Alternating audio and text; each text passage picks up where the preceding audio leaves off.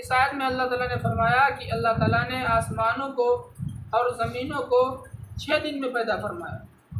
سوال یہ ہوتا ہے، ہر کسی شخص کے ذہن میں سوال یہ آ سکتا ہے کہ اللہ تعالیٰ تو ایسی ہستی ہے، اللہ تبارک و تعالیٰ کی تو وہ ذات ہے کہ پلک جھپکنے کے بقدر آنن فانن کام کر دیتے ہیں، بس اس کا حکم ہوتا ہے فوراً کام ہو جاتا ہے، آنن فانن کام ہو جاتا ہے۔ پھر 6 دن میں پیدا کرنے کی کیا ضرورت ہے؟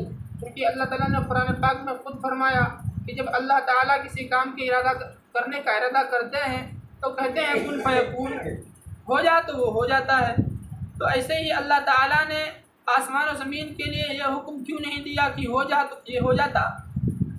کیونکہ اللہ تعالیٰ پاورفل ہے۔ اللہ تعالیٰ ایک حکم سے اگر چاہتے تو ساری دنیا کو، دنیا کی چیزوں کو، آسمانوں کو، زمینوں کو پیدا کر دیتے، لیکن اللہ تعالیٰ نے 6 دنوں میں زمین و آسمان کو کیوں بنایا؟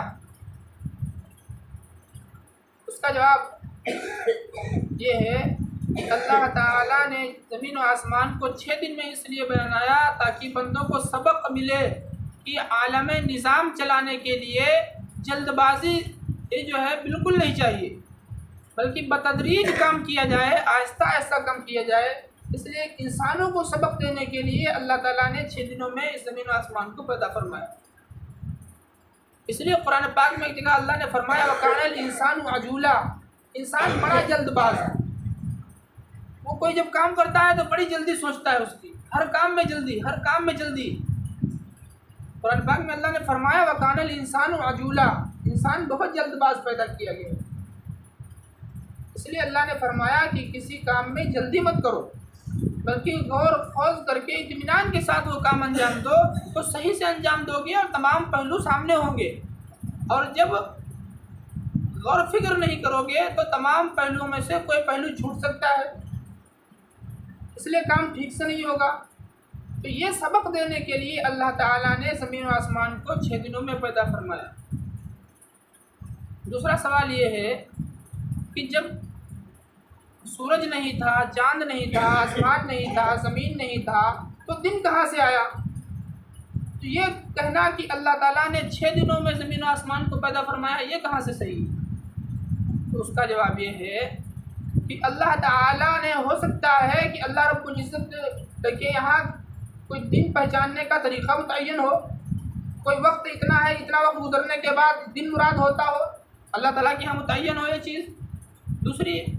دوسرا جواب یہ ہے کہ ہو سکتا ہے کہ اللہ تعالیٰ نے دنیا میں جو دن اللہ تعالیٰ نے بنانے کا ارادہ کیا، اللہ تعالیٰ نے دنیا کے دنوں کو جو قائم کرنے کا ارادہ کیا، اسی کے اعتبار سے اللہ نے دن فرما دیا پہلے ہی سے، مجاز مایعول کے اعتبار سے کہہ دیا جاتا ہے۔ جیسے کہ ایک طالب علم ہے، وہ بھی مدرسے میں علم حاصل کر رہا ہے، لیکن جب ہماری بستی میں آتا ہے وہ مدرسے سے، تو ہم اس کو کہتے ہیں حافظ جی، یا اس کو ہم عالم صاحب کہہ دیتے ہیں، مولانا صاحب کہہ دیتے ہیں، مولوی صاحب کہہ دیتے ہیں۔ تو کیوں کہتے ہیں؟ حالانکہ ابھی وہ مکمل عالم نہیں ہوا ہے،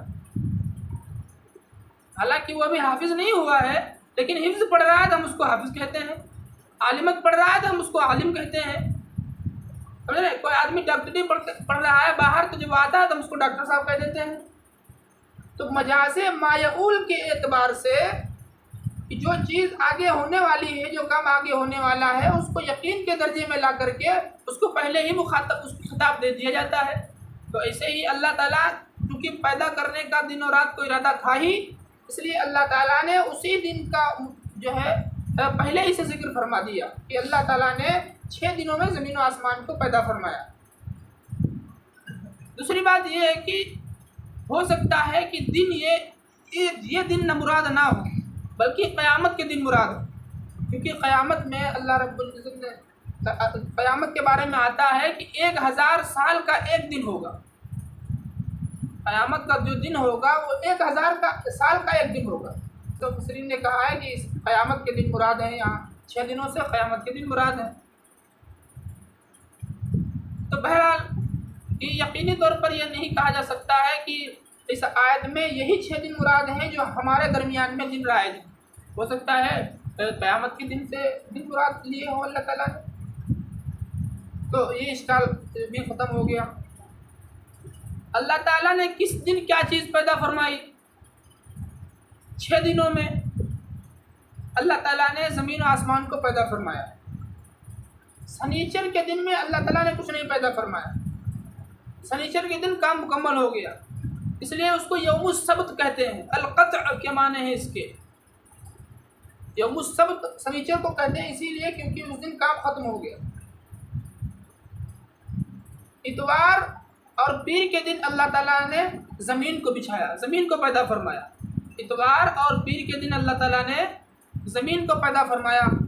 اس کے بعد منگل اور بدھ کو اللہ تعالیٰ نے زمین میں انسانوں اور جانوروں کا رزق اور درخت، پیڑ پودے، گھاس، نباتات، دریا، پہاڑ اور سمندر پیدا فرمایا۔ یہ کس دن پیدا فرمایا؟ منگل اور بدھ میں، منگل اور بدھ میں۔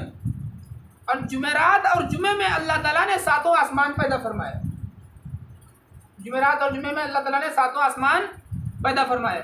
تو معلوم یہ ہوا کہ اتوار سے لے کر کے جمعے تک کی جو ہے اللہ تعالیٰ نے تمام دنیا کو پیدا فرما دیا۔ سنیچر کے دن اللہ رب العزت تمام دنیا کو پیدا کر کے فارغ ہو گئے تھے۔ تمام دنیا کو اللہ تعالیٰ نے پیدا کر دیا تھا۔ زمین، آسمان، چاند، ستارے، سورج، سیارے، دریا، پہاڑ، جمادات، نباتات اور جانور کے کھانے پینے کی چیزیں اور جانور اور ان تمام چیزوں کو اللہ تعالیٰ نے کل 6 دن میں پیدا فرمایا ہے۔ چنانچہ زمین کو اللہ تعالیٰ نے اتوار اور پیر کے دن پیدا فرمایا، اور زمین پہ جانوروں اور انسانوں کے کھانے پینے کی چیزیں اور نہریں اور نباتات، گھاس پھوس، درخت، پیڑ پودے، یہ اللہ تعالیٰ نے منگل اور بدھ کے دن پیدا فرمائے۔ اور 7 آسمانوں کو اللہ تعالیٰ نے جمعرات اور جمعے کے دن پیدا فرمایا۔ ان ربکم اللہ الذی خلق السماوات والارض، بے شک تمہارا رب وہ اللہ ہے جس نے تمام آسمانوں کو اور زمین کو پیدا کیا 6 دنوں میں۔